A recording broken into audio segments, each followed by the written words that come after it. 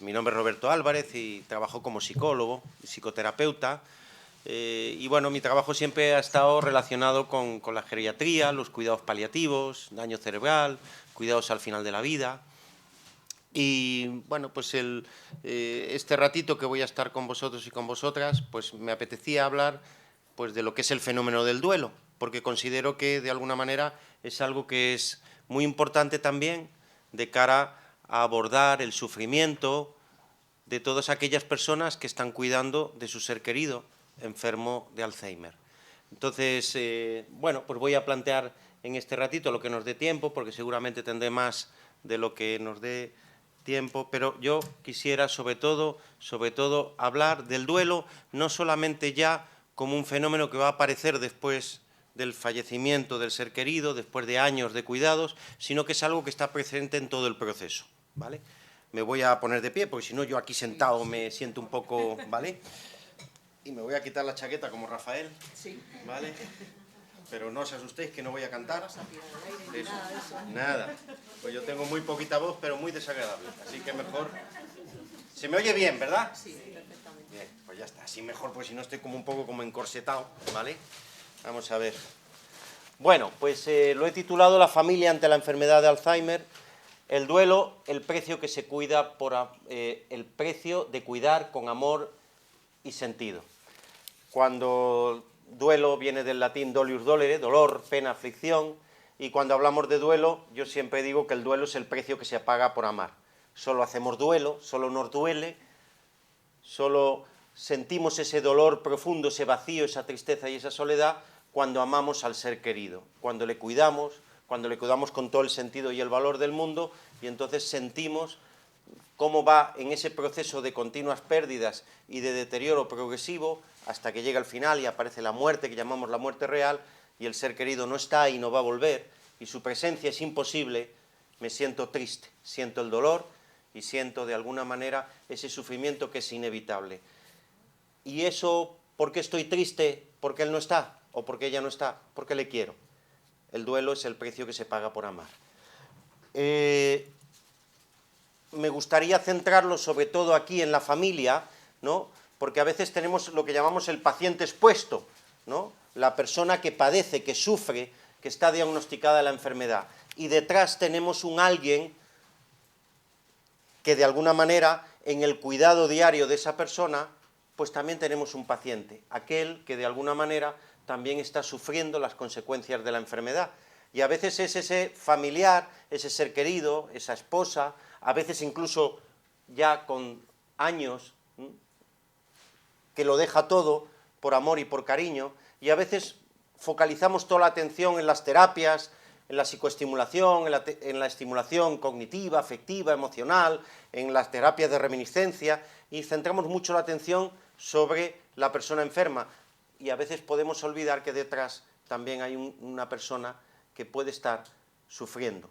Por supuesto, no hay que patologizar el sufrimiento, porque es una palabra hermosa, y alguno me dirá, Dios mío, ¿qué estás diciendo? Y eso os lo diré cuando acabe esta charla con vosotros. Os pediré, os desearé que sufráis mucho, que tengáis muchos duelos, ¿no? Porque el dolor de la pérdida de hoy es la felicidad de entonces. Cada vez que decimos te quiero, cada vez que te digo amigo, amiga, cada vez que quiero a alguien, me arriesgo y estoy hipotecado invirtiendo en sufrimiento. La cuestión es si merece la pena, ¿no? La cuestión es si merece la pena. Si hay alguna o alguno enamorado, ¿no? Pues aquí en la sala espero que haya muchos y muchas de muchas cosas, no solo de hombres y mujeres, o de mujer con mujer, o hombre con hombre, en la sociedad en la que vivimos, en el espacio cultural en que vivimos, también enamorado de la vida y de otras muchas cosas. ¿Estáis de acuerdo en esto, no? Bien. Pues os deseo eso, que sufráis mucho, que digáis mucho te quiero, que digáis mucho te amo, que digáis mucho eres mi amigo, porque os pondréis en riesgo. La cuestión es como aquella canción de Diango que decía, es mejor querer y después perder que nunca haber querido, ¿verdad? Bueno, pues eso es asumir el riesgo. Con lo cual, cuando estamos ante una familia, a mí me gustaría como premisa de partida, hay una frase que yo utilizo mucho de Maimónides, de rabiosa actualidad del siglo XII, que decía, ojalá nunca vea o no vea nunca en mi paciente o en el familiar otra cosa que un semejante que sufre. Hablaré de muchas cosas, pero a veces a los psicólogos y a las psicólogas nos gusta mucho ir al fallo, ir al deterioro, ir a lo que ese familiar necesita, adiestrar, hacer escuela de familias, hacer grupos de ayuda mutua para familiares, y hay algo que nos olvidamos, que los Homo sapiens sapiens llevamos cuidando milenios, ¿no? Y algo que hacemos, y lo hacemos bien, y sigue siendo todavía un valor de nuestra cultura y un sentido de nuestra cultura, es cuidar a nuestros seres queridos, ¿no? También es verdad que tenemos que entender y mirar, de alguna manera, que cuando hablamos de la enfermedad, tenemos que ver que es una enfermedad insidiosa. ¿Sabéis lo que significa, verdad? Tramposa, que aparece, que va apareciendo, que no da la cara, ¿no? Que pueden pasar un tiempo hasta que da la cara, y que va a ir pasando distintos momentos. Y cuanto más cuido a mi ser querido y más lo quiero, más se va a ir deteriorando. Y esta es la paradoja. Cuanto más te ayudo, cuanto más te quiero, cuanto más me vuelco en ti, más el progreso se hace irremediable, se hace de alguna manera continuo, ¿no? Y decimos que es una enfermedad que mata dos veces, como decía el doctor Lage, ¿no? Primero va a matar a la persona que es, y en definitiva somos lo que somos en la medida en que podemos reconocernos y mirarnos a nosotros mismos y hablar de nosotros. Y somos de alguna manera todo aquello que constituye nuestra identidad y nuestra vida, nuestro yo. Y nuestro yo toma contacto con nuestro ser, con nuestra identidad, a través del recuerdo. Palabra hermosa también, volver a cor cordis, corazón, recordar, revivir. Yo soy lo que soy en la medida en que hablo de mí y que otros hablan de mí. Pues es una enfermedad que va a matar la identidad y el recuerdo primero y después el cuerpo. Y va a empezar todas esas fases de deterioro, ¿no? Con lo cual, de alguna manera, todo ese funcionamiento familiar y todo ese acompañamiento se va a ver desde el inicio muy influenciado por todo el deterioro. Con lo cual, cuando hablamos de duelo, a mí me gustaría que no solamente pensásemos en el duelo como un fenómeno, como una circunstancia existencial límite que va a aparecer después del fallecimiento, sino que aparece en el momento en que ese ser querido, ese familiar, se le diagnostica una enfermedad degenerativa incurable, irreversible, insidiosa, que se deteriora progresivamente. Muchas personas aquí, y a lo mejor algunas veces habéis oído, mi madre se me murió cuando le diagnosticaron la enfermedad. A veces sentí que una parte de ella ya no estaba. Y se nos convierte en lo que muchas personas llaman el extraño conocido, ¿no? Ese es mi padre, pero ya no es mi padre.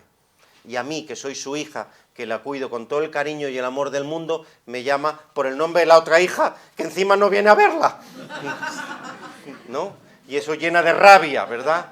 Y encima, todo lo que te quiero, todo lo que necesito de alguna manera, porque cuidamos por amor, cuidamos por sentido, pero también tiene sentido en la medida en que el otro también nos devuelve esa gratitud, nos reconoce. Qué difícil es querer a alguien cuando el otro no nos reconoce, ¿verdad? Por supuesto que se quiere por amor, pero cuando ataca la enfermedad, enferma toda la familia. Y esto es muy importante, se desajusta toda la familia. Y hablamos de la enfermedad como una experiencia traumática. Los problemas se resuelven, los conflictos se negocian. Bueno, ahora tal como está el mapa político, ya veremos, ¿no? Pero es posible negociar, pero la enfermedad incurable no se negocia. Se elabora, se sostiene, se aprende a vivir con ella. Y esta es la tarea, y es una tarea de años, ¿no? Si me permitís un taco, ¿no? Me está viniendo ahora a la cabeza aquel dicho tan venezolano que decía, no es lo que jode sino lo seguido. Sí. Sufrir es muy doloroso, pero sufrir todos los días. Yo recuerdo cuando empecé a trabajar como gerontólogo, como psicólogo en una residencia de mayores, compraba material, tenía que empezar ahí a esos 25, 26 años acumulando cosas, y me compré un libro para familiares de enfermos de Alzheimer, y el título ya lo decía todo, 36 horas al día. Junto con el de Selmes, a partir de ahí todos son copias de estos dos. Copias buenas, maravillosas, interesantes, pero en realidad ahí está toda la chicha, ¿no? Cuidar a un ser querido 36 horas al día, ¿no? Por eso, ¿qué me está pasando? Cuando estás trabajando con personas en situación de enfermedad avanzada, enfermedad terminal, en mi trabajo diario voy a domicilios a ver a a personas enfermas, trabajo en el hospital de Carabanchel, en San Juan de Dios, llevo grupos de duelos, perdón, y terapias individuales, ¿no? Pero cuando estás trabajando con personas que sufren, una palabra hermosa, por ejemplo, que desaparece de nuestras carreras. Es muy difícil en carreras de ayuda y de atención a los otros como medicina, psicología, trabajo social, terapia ocupacional. Es muy curioso, la palabra sufrimiento no aparece. Aparece distrés, ansiedad, aparecen muchas cosas, ¿no? Pero parece que las personas no sufren. Pues una persona sufre cuando siente una amenaza del yo, cuando siente esa sensación de inseguridad, cuando pierde el control y cuando no tiene recursos. Ramón Vallés habla de esto, el sufrimiento de alguna manera es esto. Y el yo tiene que enfrentarse a eso. Y muchas personas, desde el inicio de la enfermedad, lo que intentan de alguna manera es tratar de suprimir ese sufrimiento, cuidar más, volcarme más. Y hay personas que se quedan paralizadas, hay personas que se le meten muchas sensaciones interiores y muchos pensamientos intrusivos de por qué a mí, por qué Dios permite esto, estaré haciendo bien lo que tengo que hacer, negar la realidad, esto no es posible, esto no puede estar ocurriendo, situaciones muchas veces de querer evitar, ¿no? Y es curioso cómo a veces se vuelcan con los familiares o a veces de alguna manera evitan el contacto y hay personas que huyen de la enfermedad o aparecen sentimientos secundarios de rabia y de culpa que veremos a continuación. Y todo esto es para quitar el sufrimiento. El resultado muchas veces es que aumenta todavía más el sufrimiento y la persona queda atrapada, ¿no? Queda atrapada en esta sensación, ¿no? Y muchas veces lo que ocurre es que siento que estoy sintiendo el dolor, la amenaza, la intranquilidad, porque lo que está ahí afuera, que es mi ser querido, que no quiero que se deteriore más, que no quiero que sufra, que no quiero que de alguna manera vaya perdiendo sus capacidades cognitivas, emocionales, como decían los clásicos, su memoria, su entendimiento y su voluntad y su capacidad funcional, y cuanto más me esfuerzo, más me viene de vuelta la tristeza, el miedo, la rabia, con lo cual vuelvo otra vez a volcarme. Y a veces muchas personas quedan atrapadas en lo que llamamos esa hiperreflexión.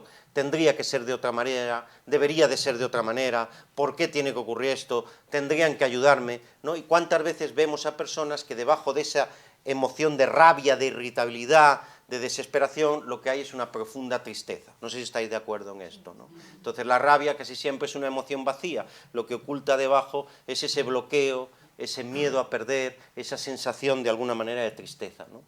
Y la enfermedad lo que va a romper sobre todo es la biografía, la continuidad del tiempo. Somos lo que somos en función de lo que hacemos, de lo que sentimos, del instante presente, de lo que vamos haciendo, y se rompe de alguna manera ese devenir. ¿Cuántas veces hemos escuchado, ahora que estábamos tan bien, ahora que los hijos estaban fuera, ahora que teníamos un dinerito? Porque la enfermedad no cae sobre un organismo, no es la enfermedad en sí misma, sino de alguna manera también el significado que tiene para cada persona la enfermedad. Entonces se rompe el tiempo, se rompe el espacio, la persona de alguna manera siente de alguna manera que la vida se detiene. Y no nos olvidemos, ¿no? Y esta transparencia es dura y es difícil, pero toda enfermedad oculta como significante la muerte, el desaparecer, y nos señala el deterioro. Y de repente todo comienza a hacer la enfermedad. Entonces, las primeras pérdidas, ¿cuáles son?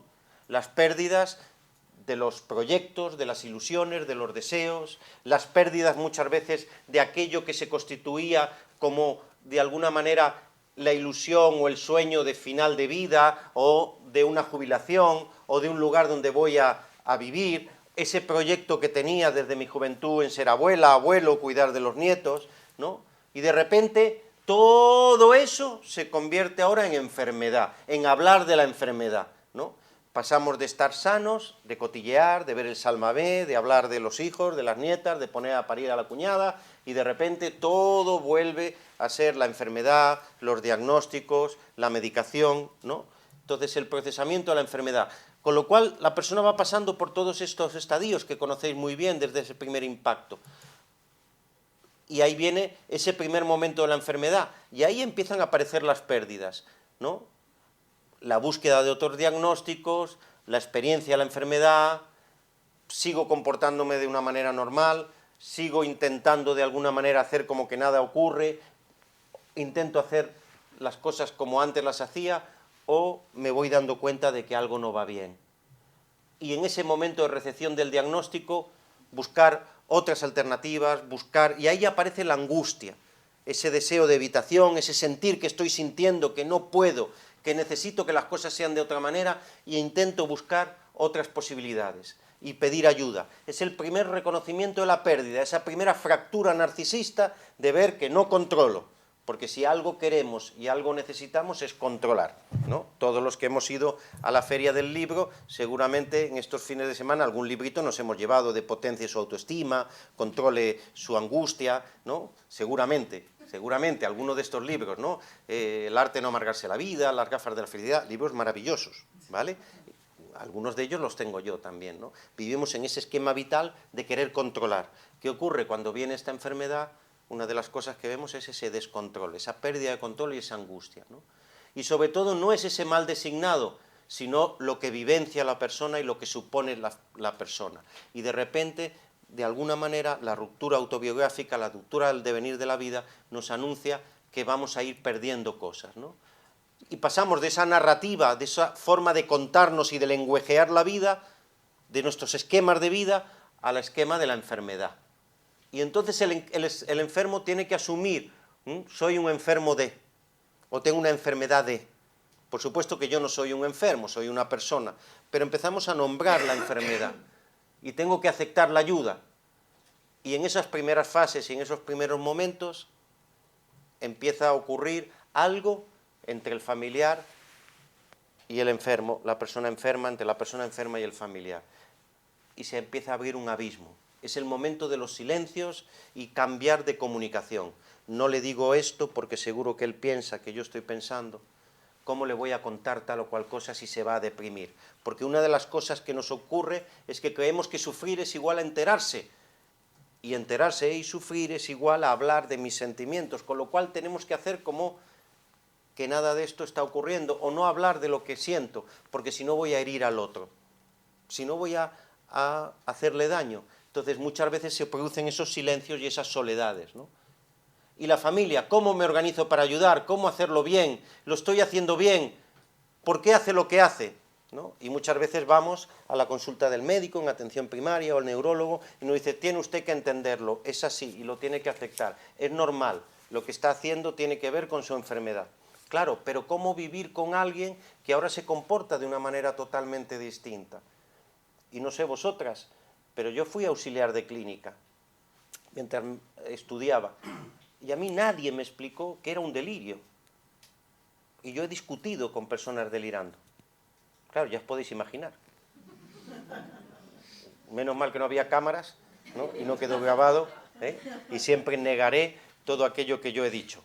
Pero cuántas veces me ponía, y a veces cuántas veces le seguía, ¿no? Le daba la razón, le seguía la corriente, que no me salía, ¿no?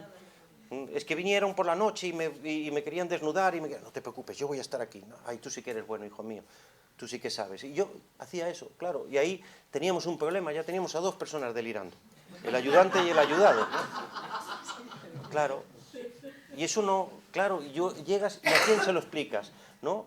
Y si le llevas la contraria había agresividad. Y todas estas cosas no te las explicaba nadie, ¿no?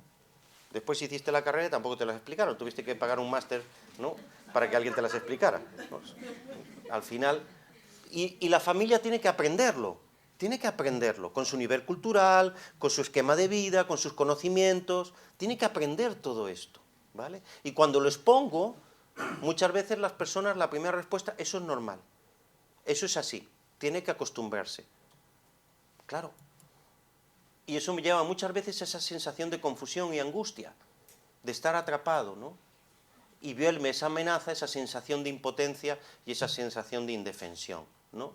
La amenaza porque siento la inseguridad, la impotencia es porque puedo y me doy cuenta que ya no puedo. Y siento que no voy a poder y viene la desesperanza. Y haga lo que haga, nada va a cambiar. Y viene esa sensación de indefensión, de pérdida de control y muchas veces de ausencia de recursos. Y entonces viene ese segundo momento. Y en ese segundo momento, muchas de las cosas que vemos o entendemos o comprendemos es, para no sentir que estoy sintiendo, lo que intento es proteger. Proteger, cuidar, y convierto la enfermedad en un problema. Cómo hacer que coma, que pasee, que no revuelva las cosas, que no se despiste, que esté estimulado, que no tenga... Y de repente todo es un no, no, no, no, no, que no haga, que no haga, que no haga, ¿no? de repente ya no es mi papá, ya no es mi marido, ya no es mi esposa, es un alguien que tengo que estar continuamente vigilando, supervisando, dentro de mis posibilidades de vida, ¿no? Empiezo a dejar el ocio, el tiempo libre a un lado, empiezo a no hablar de sentimientos, no hablar de recuerdos, no hablar de un montón de cosas. Por supuesto, todo lo que estoy diciendo, cuando vienen los profesionales, vienen los voluntarios, las voluntarias, cuando recibo información de estas maravillosas asociaciones, cuando estoy con otros familiares, me dicen, no, cambia la mirada, cambia de perspectiva. Pero esto está ahí. Entonces, estas son las primeras pérdidas. Cuando pensamos en duelo, no pensemos siempre en el tanatorio, no nos vayamos a los 10 días después de la muerte. Ahí ya están ocurriendo pérdidas. Y entonces pasamos de ser personas del mundo, pasar al mundo de la enfermedad y al mundo de la asistencia. ¿Y qué busca muchas veces el paciente y la familia en el sistema de salud? Pues a veces esos falsos ídolos, ¿no? Hasta el siglo XIX, finales del XVIII, la esperanza estaba en Dios. Ahora está en la ciencia, en las células madre, en la terapia génica, en las vacunas, y maravilloso, y seguramente llegará, pero la cuestión es que yo vivo en mí y en mi situación, yo tengo un yo vivo aquí y ahora, y aquí ahora estoy ante mi papá, ante mi mamá, ante mi esposa o mi esposo, y probablemente todas estas terapias que salen en los medios de comunicación, que están muy bien, pero pueden no llegar, y la desesperación y la rabia se hace grande. Una de las cosas que ocurre es esa primera pérdida también del cuerpo. El cuerpo pasa a ser de un fondo, lo que me está pasando a mí. Yo tengo un esguince ahora, y no me veis, pero estoy con las piernas cruzadas, ¿no? El pie es esa cosa fea, ¿no? Que casi siempre es más feo el del otro que el de uno, ¿no? Que uno tiene ahí y uno va moviendo y va conmigo a todas partes, ¿no? Uno se baja ahí en la vaguada, en el metro, tal, y se viene corriendo y parece que el pie va contigo. Pero, y que no pasa nada. El problema es cuando el pie empieza a dar guerra, el problema es cuando de repente, pues a tus 40 y tantos años ya empiezas a tener tus problemillas, ¿no? Entonces, es decir, ese cuerpo que siempre está ahí, ahora ese amigo sordo, ese aliado sordo se convierte en un problema, ¿no? Y es sentirme en manos de los demás, estar en manos de otras personas, el ser querido va perdiendo, el enfermo va perdiendo capacidades y habilidades y el familiar también siente de alguna manera que está a merced. Y el cuerpo es fuera de control. Y a veces estas cosas, que era lo que hablábamos antes, ¿no? ¿Por qué hace lo que hace? Yo ya no lo entiendo. Es mi padre, pero ya no es el mismo. Hace cosas que yo no entiendo, ¿vale? Entonces, esa incomprensión de la conducta.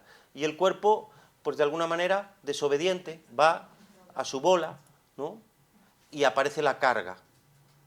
Porque te quiero y quiero ayudarte y necesito ayudarte, pero hay una parte de mí que no quiere ayudarte. Y aparece la ambivalencia que veremos a continuación.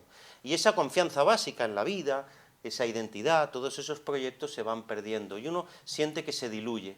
Y aparece la gran pregunta, ¿por qué? Que la pregunta del por qué, todos aquellos que habéis vivido un duelo, que estáis viviendo un duelo o que viviréis un duelo, es la primera pregunta, es la pregunta existencial. ¿Por qué a mí? ¿Por qué Dios permite esto? ¿Por qué nos está ocurriendo lo que nos está ocurriendo? Y esa pregunta aparece, ¿no? Y aparece en los primeros momentos, da la sensación de que todo me ocurre a mí, ¿no?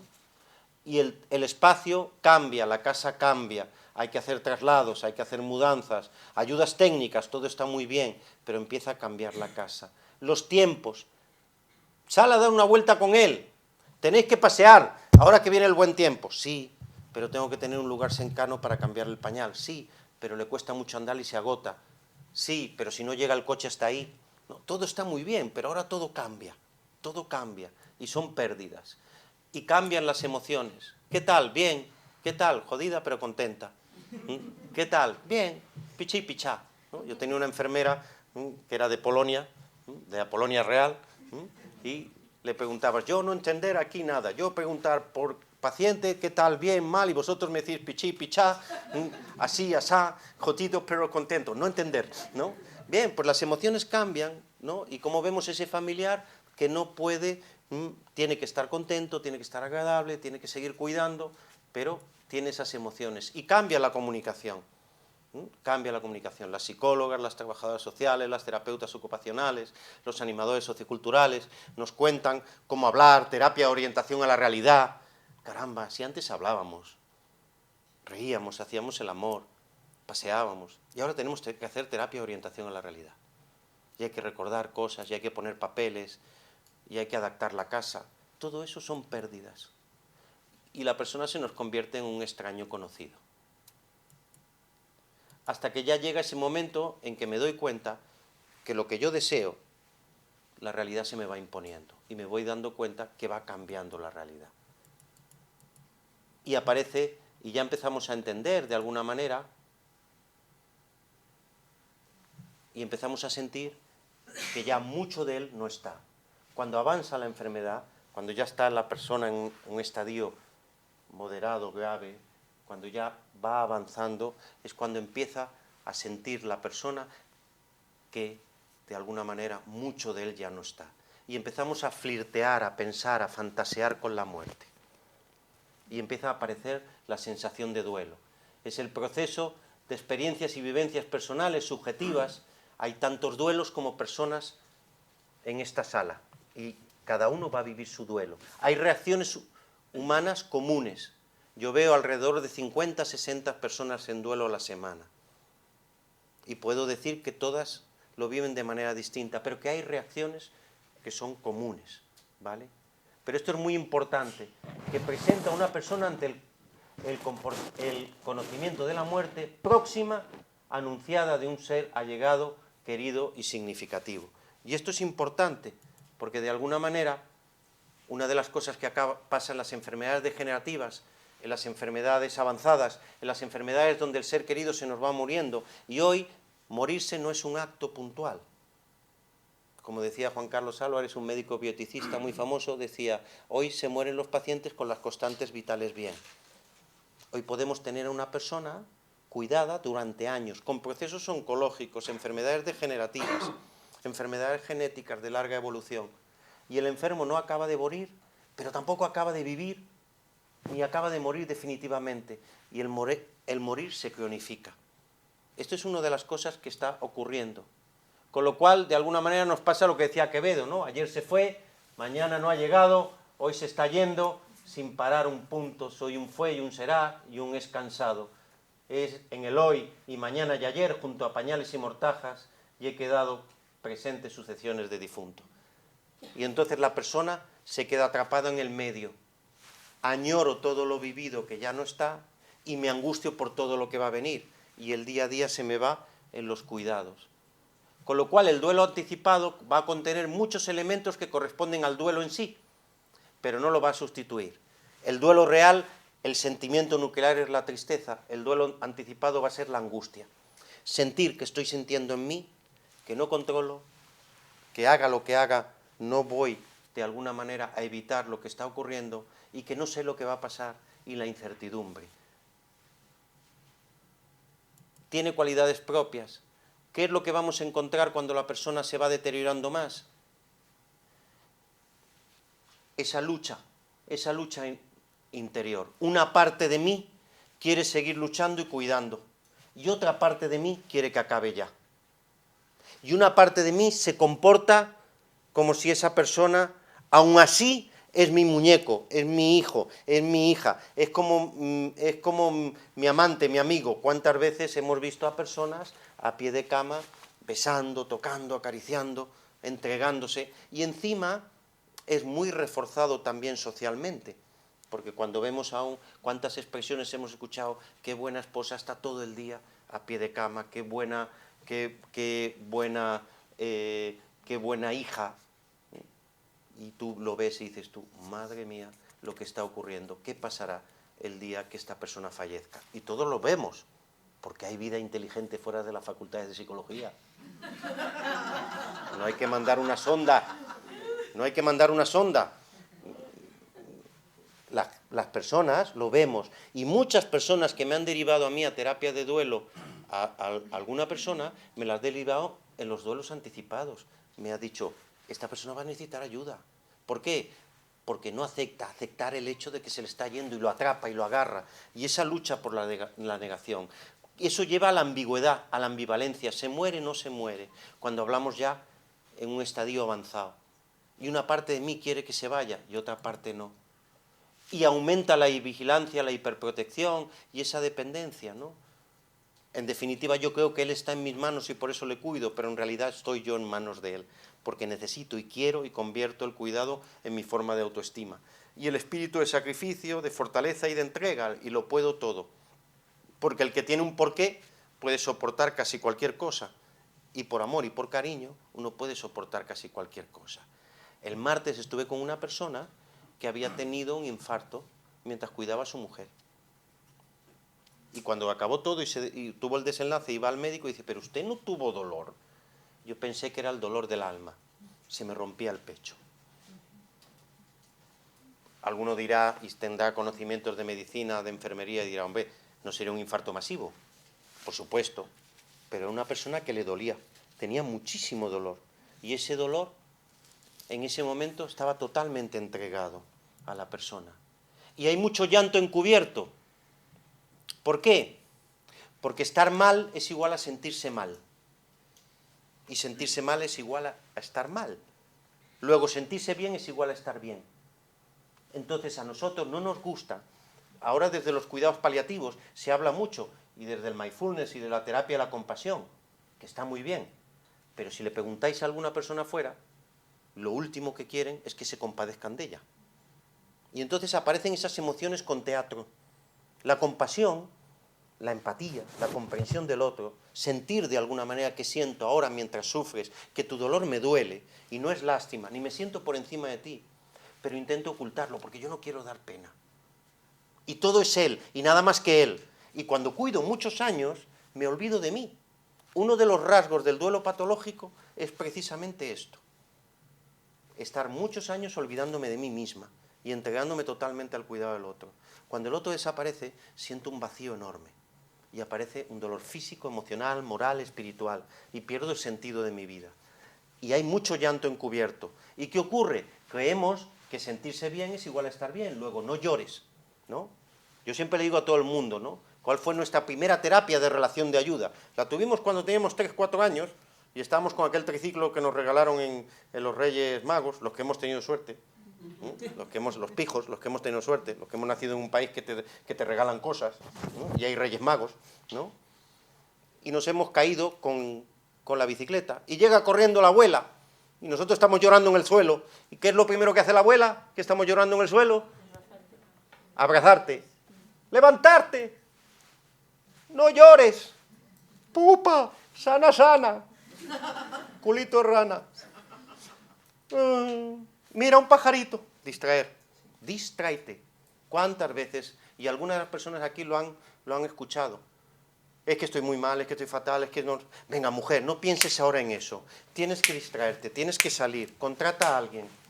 ¿Cuántas veces lo hemos oído, no? Mira un pajarito. Y de repente, oh, una mesa. Y dice la abuela, ¡mesa mala, mesa mala! Claro, la abuela es maravillosa.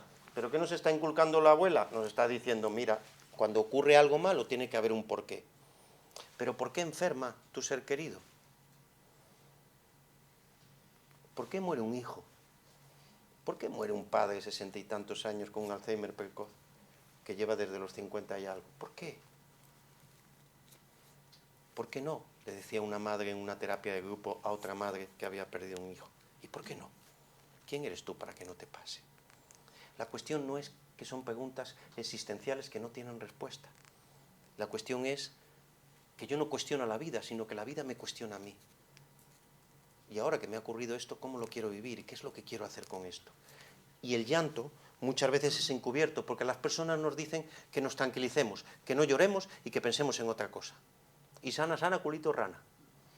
Claro, el problema es que si tenemos un máster en Heart and Heart, por la Universidad de Hondenor, pues no vamos a decirle sana, sana, culito, rana a la otra persona. Pero le haremos una dinámica de relajación. Le haremos un refuerzo de conductas alternativas a razón variable.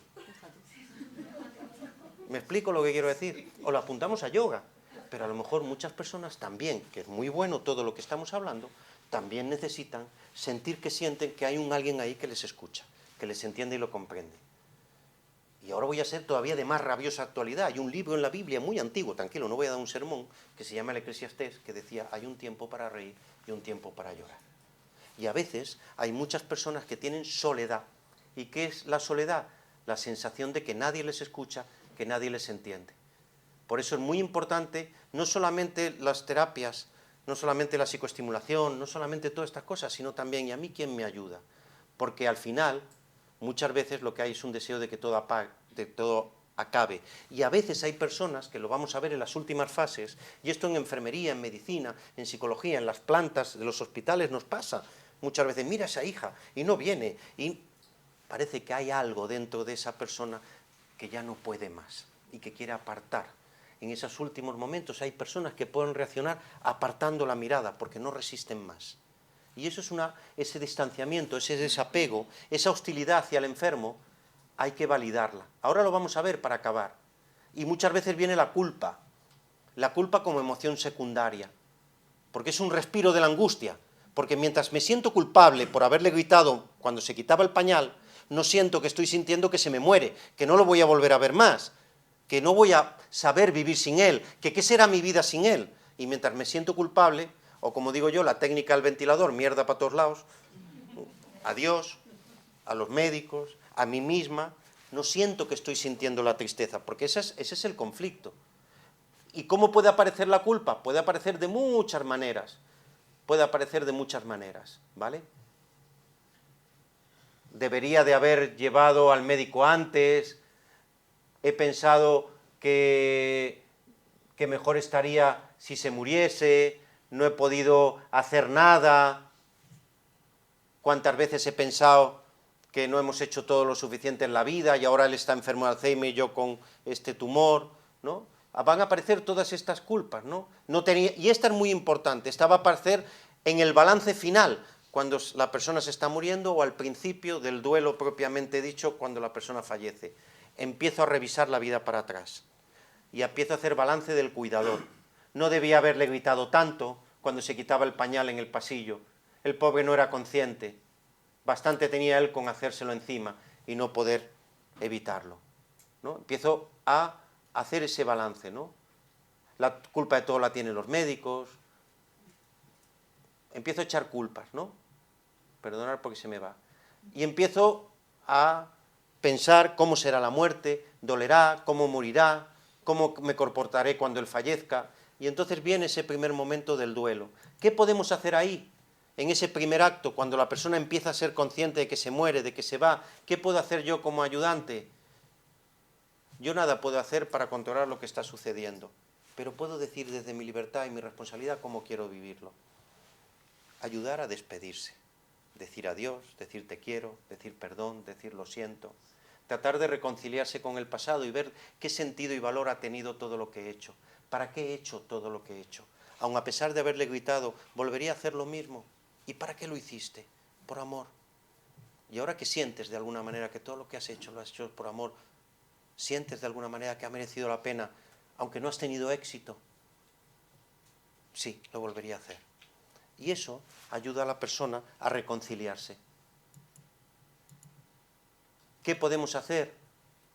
Pues es muy importante y esto es algo que ayuda muchísimo. Podría explicarlo con muchas transparencias, pero ya voy a apagar, que tiene que continuar mi compañera. Pero quizás la clave estaría en tratar de entender y comprender a la otra persona, tratar de escucharla más, tratar de permitirle la rabia y decirle cosas como que tienes derecho a sentirte así. Porque de alguna manera si ves que para él o a ella todo perdió su sentido, siempre habrá un te quiero, siempre podés ser la mejor medicina, un amigo, un compañero de viaje con la que puedas pensar en voz alta. Permitirle al familiar que se desahogue, que reconozca, que identifique, que ponga nombre. ¿Por qué? Escuchar, empatizar, dejar que la persona relate su historia, darle tiempo, de alguna manera ayudarle a la persona cuando dice tengo ganas de que fallezca ya, devolverle los sentimientos. María, tú no quieres que fallezca tu marido, tú lo que quieres es que deje de sufrir. Y pareciera que la única opción es que fallezca. Tú quieres que deje de sufrir. Y la persona revienta a llorar. Tú le estás dando todo el cariño, el calor y el cuidado que nosotros no podemos darle. Y sí, es verdad, está en la residencia. Pero hay algo que nosotros no podemos darle. Ese gesto y esa mirada. Y hay muchos familiares que a mí me lo han dicho en la terapia de grupo y en la terapia individual, que cuando miran, cuando se ponen a la misma altura, recuerdan momentos donde la persona a lo mejor les miraba y les acariciaba. Y de repente, en aquellas fases donde parecía que la memoria se estaba perdiendo, ¿cuánto te estoy haciendo daño? ¿Cuánto trabajo estás teniendo? O gracias. O ese gesto de acariciarle y esa mirada. Siente que estás sintiendo aquí ahora lo que significa para ti esa mirada. ¿Qué crees que te está diciendo tu padre con esa mirada? Gracias. Es un gracias. Y ante expresiones de por qué a mí, por qué Dios permite esto, por qué ahora, con lo que bien que estábamos, nunca intentar responderlas. Devolver el sentimiento. Estás triste porque, se te hace muy duro porque. Y como decía Stotter, que era un gran psiquiatra, psicoterapeuta, si no tienes una respuesta que mejore el silencio, cállate. El silencio, la presencia, el estar allí, el valor de la presencia. Yo puedo ser medicina por la otra persona, sosteniendo, porque muchas veces lo que necesito es un yo auxiliar, alguien que haga de mí, porque estoy tan rabiosa, iba a decir un taco, que lo que necesito es que haya un otro que me permita ser lo que soy. Ante expresiones como no sé si lo estoy haciendo bien, no sé si debí meterlo en la residencia, no sé si debírmelo llevar para casa, hacer 3 preguntas muy básicas. ¿Qué significa para ti lo que estás viviendo? ¿Para qué has hecho lo que has hecho? En definitiva, ¿por qué no te lo has llevado a casa? ¿Qué es lo realmente importante para ti? Y la persona lo contesta. Todo lo que he hecho es darle amor y cariño y hacer el mejor para él. Que lo diga él, que lo diga él. Y cuando la persona a lo mejor mejora un poquito en esas fases intermedias y recobra un poquito gracias a estimulaciones y medicaciones, y dice, yo no sé si esto, a ver si se han equivocado, no robéis la esperanza. Sentir que estoy sintiendo que aquí, ahora, en este momento, espero, que estoy esperando, que siento, que estoy sintiendo, que va un poquito mejor, disfrútalo. Tengo la sensación que es muy importante para ti que él vaya al gimnasio. Y es verdad, lleva unas semanas que le vemos muy bien. Y me alegra mucho que tú lo vivas así. No obstante, ya sabes lo que tiene. Pero a pesar de todo, tú sabes que va a empeorar. Pero lo importante ahora es que los dos estáis bien y estáis viviendo este momento. No quitar la esperanza, pero centrarla en la realidad.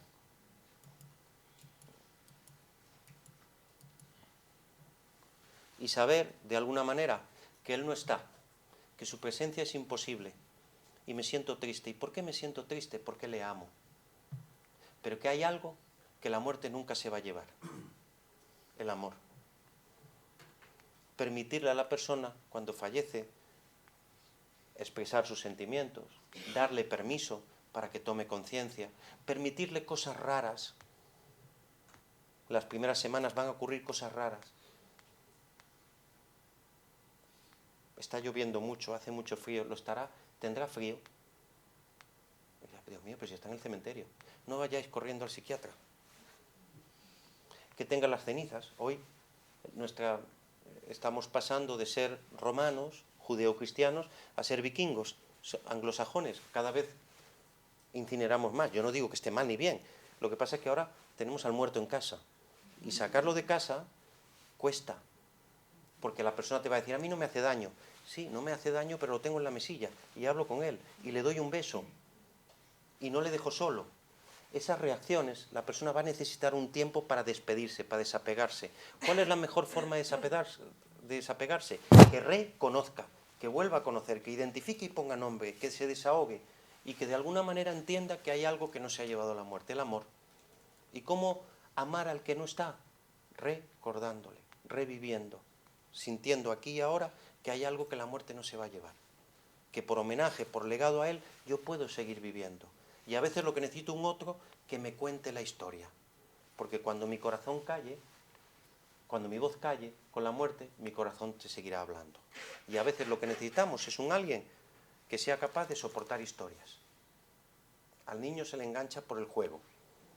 A los mayores se nos engancha por las historias. Y a las personas mayores por las batallitas. Porque las reviven, ¿no? Las reviven. Mi abuelo tuvo un estrés postraumático, seguramente, y una neurosis de guerra. Él no lo sabía. Yo cuando lo conocí tampoco. soy friki, pero tanto. Y él pudo hablar de la guerra 40 años después. Y se las habló al nieto, que se le ponía la cara así, cuando contaba, estando yo en Talavera, y cogí una bomba de mano y tal, no sé qué, y te contaba las historias de la guerra. Probablemente la mitad de lo que contaba era mentira, porque ya sabéis que cuando contamos historias, casi siempre no contamos lo que hemos vivido, sino lo que creemos que hemos vivido. El cerebro nos engaña. Pero si hay alguien que nos deje que nos engañemos, nos van a ayudar a sentirnos bien con nosotros mismos. Os deseo que tengáis muchos duelos, porque eso quiere decir que os han querido mucho. Y si alguna persona está aquí en duelo, que sepa que tiene derecho a sentir eso y que es el dolor que se paga por amar. Y que el duelo solo se patologiza cuando, pasado mucho tiempo, la persona no acepta o la persona se niega a sentir que la persona se ha marchado. Pero lo normal y lo natural es llorar. El problema es que vivimos en un mundo que cuando uno llora, lo primero que te dicen es, no llores. Mira, un pajarito, sana, sana, culito de rana. Si no sana hoy, sanará mañana. Y la culpa de todo esto la tiene el gobierno. Así que acompañar mucho y que os cuenten buenas historias. Si alguien necesitara ayuda o alguien quisiera oportuno la posibilidad de ser atendida en duelo, en la Fundación Instituto San José hay un programa de duelo, ¿vale? ¿De acuerdo? Que tengáis mucha suerte y que invirtáis mucho en sufrimiento. Gracias.